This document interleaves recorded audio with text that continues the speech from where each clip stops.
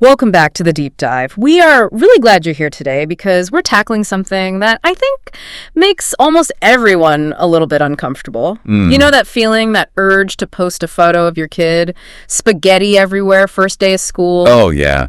The cute, messy, authentic moments. It feels like love, right? It feels like you're building a community. Exactly. But we have a statistic in the research stack today that honestly, it made me just put my phone down for a second. I think I know the one you mean. According to a survey by AVG, 92% of American 2-year-olds already have an online presence. 92%. It's basically an entire generation. And for a lot of them, that footprint starts before they're even born. Ultrasound photos. Seeing ultrasound photos. Before they have a name, they have a data point. That is just wild. And that brings us right to our topic. Okay. Sharenting. I believe the Wall Street Journal coined that one back in, 2010? That's right. A mashup of sharing and parenting. But back then, the conversation was so different. It was more about, etiquette. Is this annoying? Right. Am I posting too many baby pictures? Mm-hmm. But today, our mission for this deep dive is, it's a lot heavier. We're not here to judge. We're here to unpack the legal, psychological, and ethical minefield of creating a permanent digital story for someone who can't consent. And it is a minefield.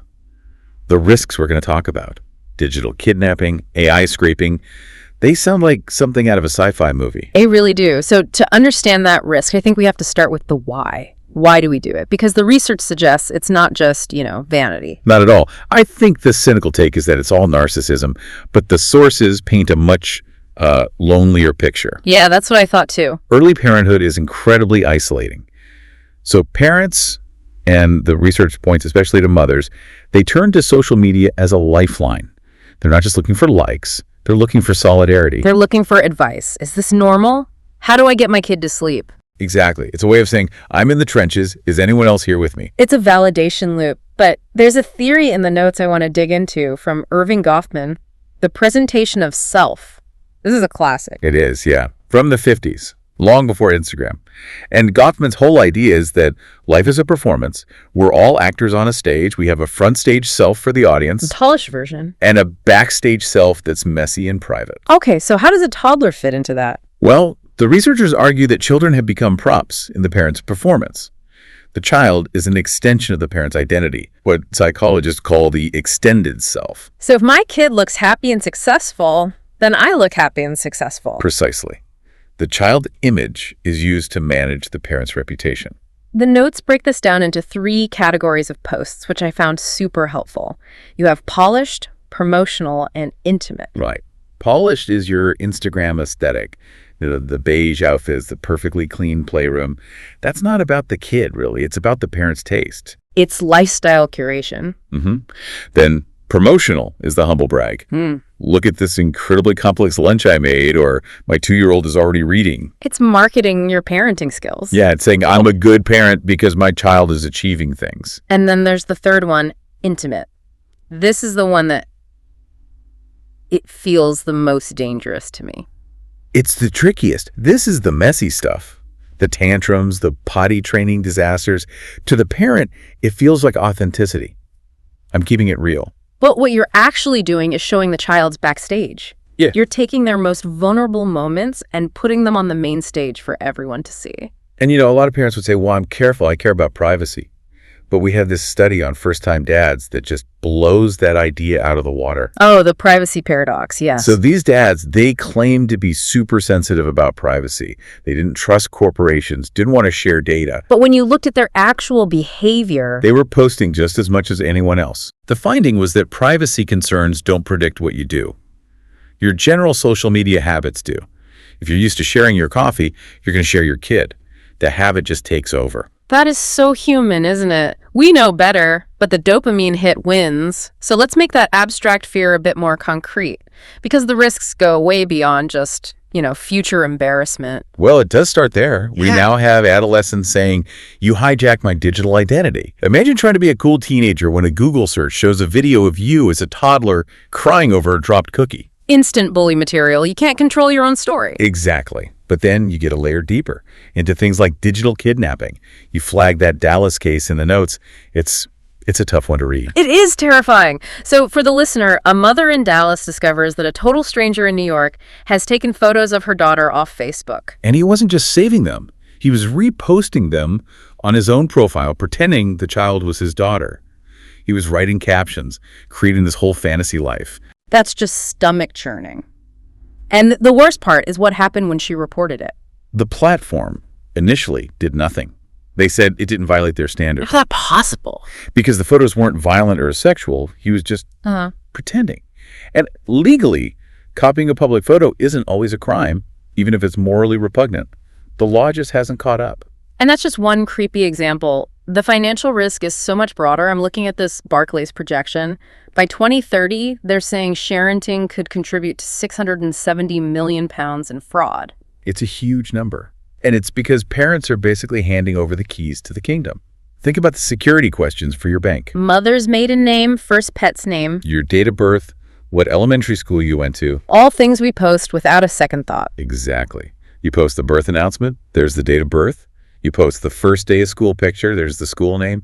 You're building a perfect dossier for an identity thief to use in 18 years. But, okay, the newest threat isn't even human, it's AI.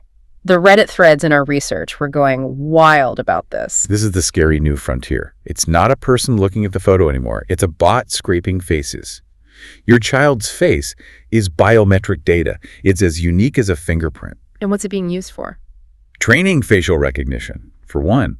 But in darker places, it's being used for deepfakes.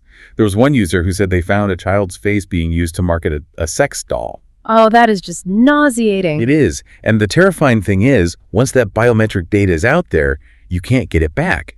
You can't change your face like you change a password. So if the platforms aren't stopping this and the parents are the source, where's the government? Legislation always seems to be 10 years behind. It usually is, but we are starting to see some movement. And the U.S. and European approaches are, well, they're worlds apart. Okay, let's start with the U.S. The notes mention Coogan's Law. That's the old Hollywood one, right? The child actor Jackie Coogan. Right. His parents spent all his money. So California passed a law in 1939 saying a portion of a child actor's earnings had to go into a trust.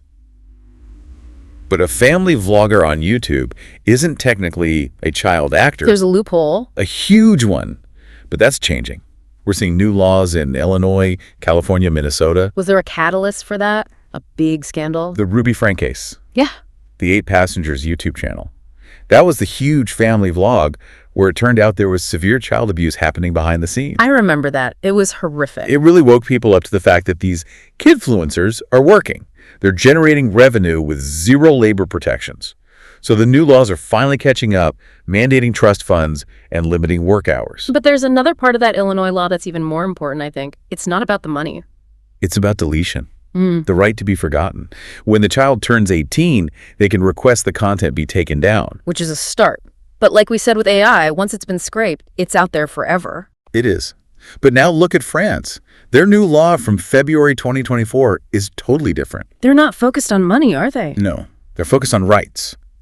The law explicitly adds image rights to the legal definition of parental authority. What does that mean, practically? It means the child's image belonged to the child. The parent is just a guardian of that image. The law says parents have to agree jointly before posting. A judge can literally ban one parent from posting. Wow. And in severe cases, a judge can revoke the parent's authority over the child's image rights entirely. So the state can step in and say, you've lost the privilege of posting photos of your child. That's a massive shift. It treats a child's privacy as a fundamental human right, just like their physical safety. Which brings us from the law to the ethics. Even if it's legal, is it right? And it all comes down to consent, doesn't it? That's the absolute heart of it. There was a perfect example of this in one of the Reddit threads we looked at. Was this the 468 months old guy? Yes.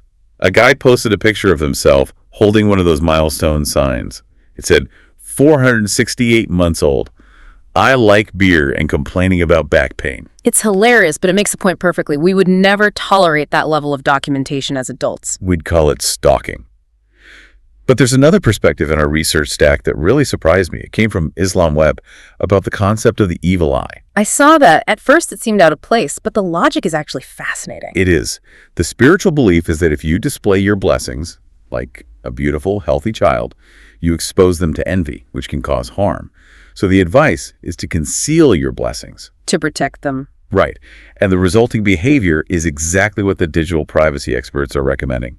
Don't show the face. Keep your circle small. Don't broadcast your joy to strangers. The motivation is spiritual, but the outcome is data security. So whether you're scared of a digital bot or an ancient curse, the solution is the same. Pretty much. Caution. Prudence. But you can see on Reddit that parents are completely torn. You have the hard no camp. Right. I post nothing. It's too dangerous. Then you have the private circle camp. They use locked accounts or special apps. And they had a great rule of thumb I loved. The babysitter rule. If I wouldn't trust this person to babysit my child, they don't get to see photos of my child. It's such a simple, effective filter. Would you let all 500 of your Facebook friends watch your toddler for an hour? Definitely not. There are people on there I haven't spoken to in 20 years. So why do they have access to your child's daily routine?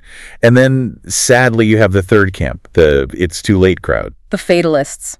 My data is already out there. My phone is listening, so why bother? It's such dangerous thinking. Yes, some data is compromised, but there's a massive difference between a company knowing your shopping habits and you voluntarily providing high-res biometric data of your child's face. Just because the door is unlocked doesn't mean you should throw it wide open. Exactly. Okay, so let's get practical. For someone listening who might be feeling a little bit of panic right now, what are the steps? First, take a breath. You're not a bad parent, but you can make a change. A great tool is the Future Adult Test. How does that work? Before you post, ask yourself, will my child at 15 or 25 be grateful for this, or will they be embarrassed? If the answer is embarrassed, or even, I don't know, then the phone stays in your pocket. That rules out about 90% of toddler photos. Especially the bathtub photos, all the sources agree on this. Zero nudity. Ever. It's just not worth the risk of it being misappropriated. What about simple technical fixes? Turn off geotagging. Right now. It's a switch in your phone settings. You don't want to be broadcasting the exact GPS coordinates of your kid's school or playground. And covering faces. I see people using emojis now. It's effective. Or just take photos of the back of their head. You capture the memory. The kid looking out at the ocean without capturing their facial data. You get the moment without the surveillance. I like that. So to wrap this up, it feels like we're moving from an era of permission to an era of prudence. I think so. The novelty is gone. We're starting to understand that privacy isn't just about hiding things. It's a gift. It's the gift of a blank slate that we give to our children. That's a really powerful way to frame it. We're just the stewards of their story until they're old enough to write it themselves. And if we fill all the pages before they even pick up the pen, we've taken something from them they can never get back. So I want to leave our listener with one final thought to chew on. We'll call it the Sharenting paradox. We post to feel connected, to feel validated as parents. But in doing that, we might be taking away the privacy and autonomy of the very person we're trying so hard to protect. It really forces the question. If a child's digital identity is built before they can even speak, who actually owns their life story? A massive question for our digital age. Go check your privacy settings, audit that friends list, and we will catch you on the next deep dive.